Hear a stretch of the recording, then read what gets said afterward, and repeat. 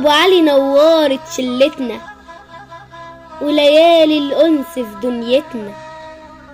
صياد بيعشق بلطية والمية بتعشق فرحتنا.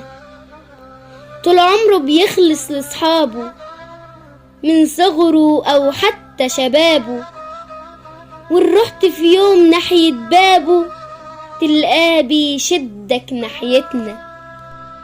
أخلاقه الكل بيعرفها وبيرسم صورة لأوصافها، الوردة النادية بيقطفها ويهادي زمايله في قريتنا. إنسان متواضع مش مغرور، بيحب يعيش دايما في النور، ونجار الكل عليه بالزور يصبر ويقول ربي يغتنا.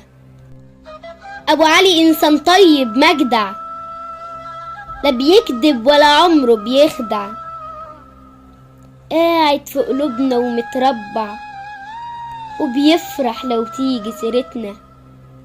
من بعد صلاة الفجرية على شط الترعة القبلية قاعد يتأمل في المية وبيدعي المولى انه يزيدنا.